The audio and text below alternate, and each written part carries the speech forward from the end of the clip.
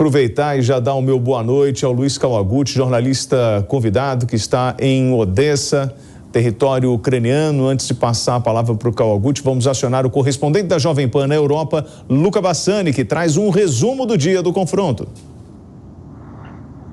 Boa noite de terça-feira a toda a nossa audiência. Amanhã, 24 de novembro, a guerra na Ucrânia completa 9 meses sem nenhum sinal de que algum acordo diplomático será travado e essa guerra terminará. Nesse contexto, nós vemos que os ataques constantes à infraestrutura energética da Ucrânia têm preocupado bastante o governo do presidente Zelensky, com a queda brusca das temperaturas nas últimas semanas e também já olhando para frente algumas semanas já em relação ao mês de dezembro e janeiro, em que o inverno será mais rigoroso e as pessoas sem aquecimento poderão também vir a falecer. Nesse sentido, o presidente está aconselhando as pessoas da região de Kherson a evacuar a cidade, com toda a ajuda do governo ucraniano, que disponibilizaria ônibus e também acomodação em outras cidades, principalmente em direção a Odessa, já que em Kherson os apagões constantes e também grande parte dos ataques que acabaram interrompendo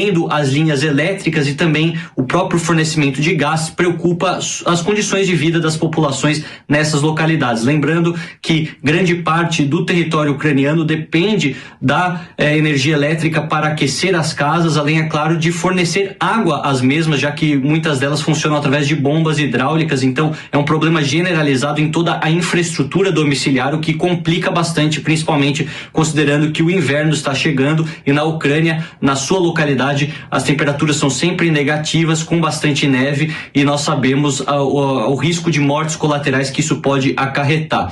No mesmo momento em que vemos os russos falando que a Península da Crimeia sofreu ataques de drones no último dia, algo que preocupa bastante as autoridades russas, dada a importância estratégica da Península da Crimeia, essa que foi anexada pelos russos em 2014, após um também contestado referendo, e tem funcionado de fato como um território russo, até com bases militares, e o grande porto, talvez o mais importante do Mar Negro, o porto de Sevastopol.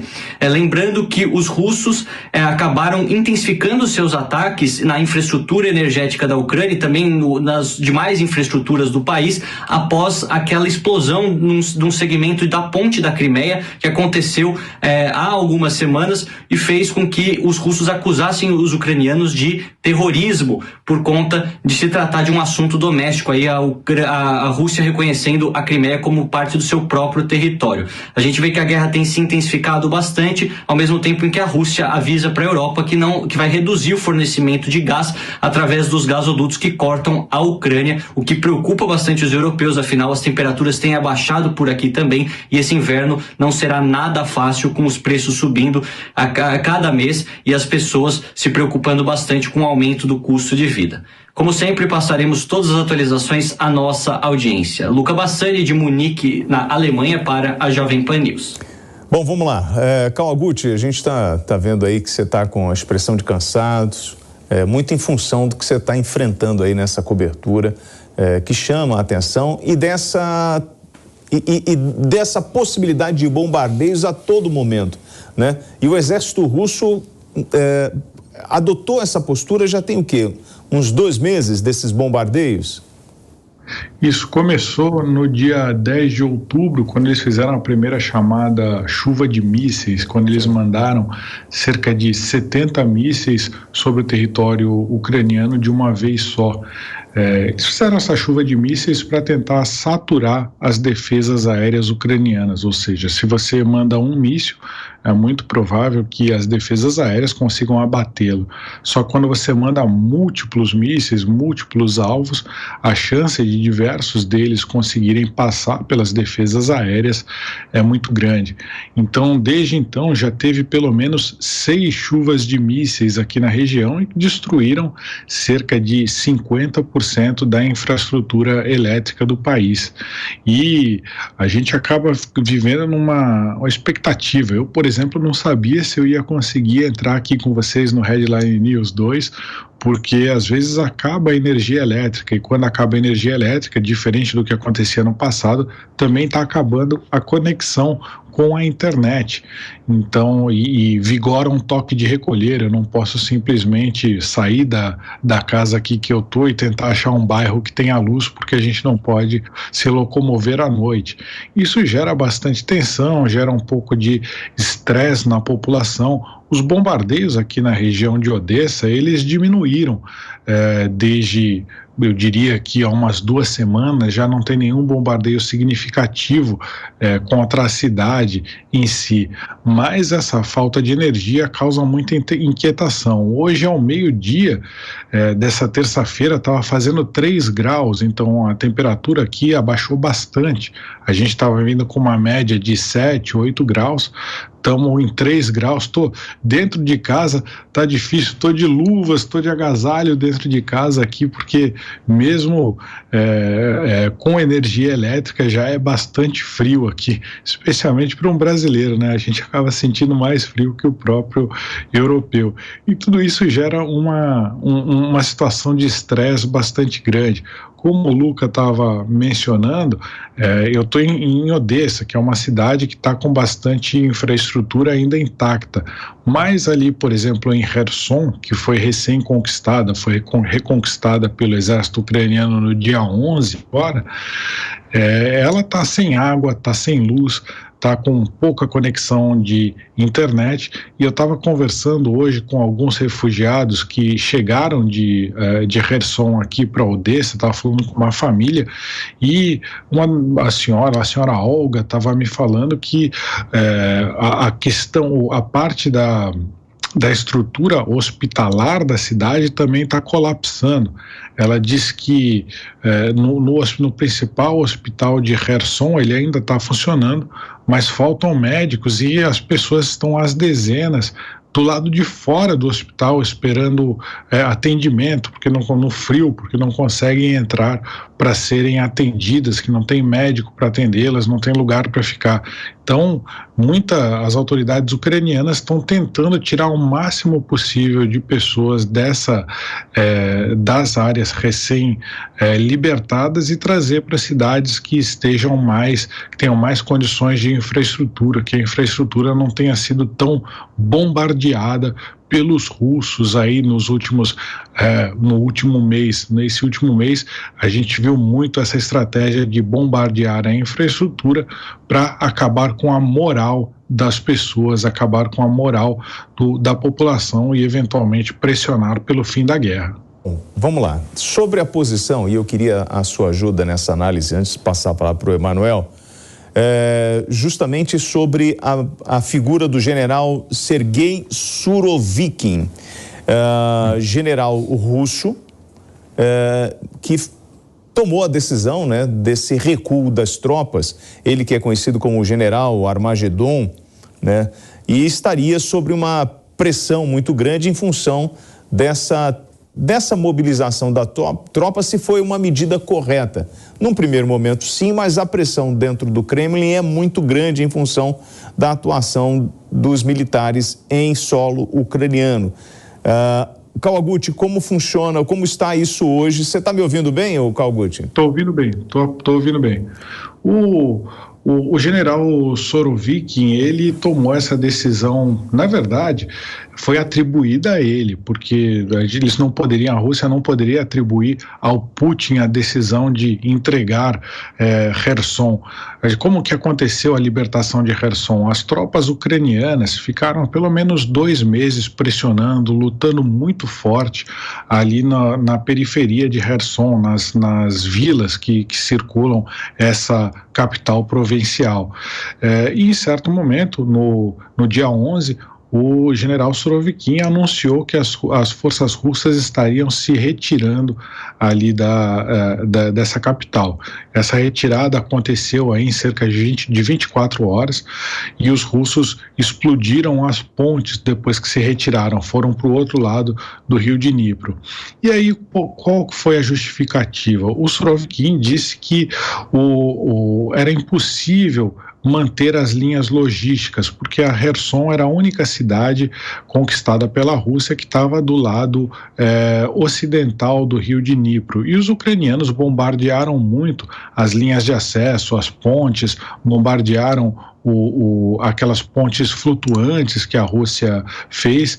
Então a Rússia falou, o Surovikin falou, não é mais possível trazer munição, comida, mantimentos para essas tropas, eram cerca de 30 mil tropas, e por isso a gente vai levar essas tropas para o outro lado do rio de Dnipro, onde é mais fácil defendê-las. A grande questão era abastecer as tropas através do rio de Dnipro, que tem mais ou menos 1 quilômetro de largura. Só que essa foi uma decisão polêmica, porque se as tropas tivessem ficado em Kherson, seria muito, mas muito difícil mesmo para as tropas ucranianas tomarem a cidade, porque seria um combate urbano na qual os ucranianos não poderiam usar a sua artilharia, porque isso destruiria aí as casas da população, isso mataria a população civil. Então, a Ucrânia ia sofrer muitas baixas. Então, todo mundo ficou surpreso quando o Surovikin entregou a cidade sem luta. Ele teria causado inúmeras baixas no exército ucraniano, preservando as suas tropas. As tropas dele teriam até uma certa facilidade de se manter na batalha, mas ele decidiu não lutar essa batalha de Kherson e foi da cidade de Kherson, porque na periferia teve uma luta bastante dura, e cruzou o rio. Por causa disso, ele foi bastante criticado. Não se sabe se foi uma decisão dele ou do próprio Putin, mas nunca a Rússia vai admitir que seria uma decisão do Putin, porque um mês antes o Putin havia anexado e falado que aquilo ali era território russo para sempre. Isso traria um desgaste político ainda maior. Aproveito para convidar aí o telespectador a seguir as notícias diárias, aqui os bastidores da guerra.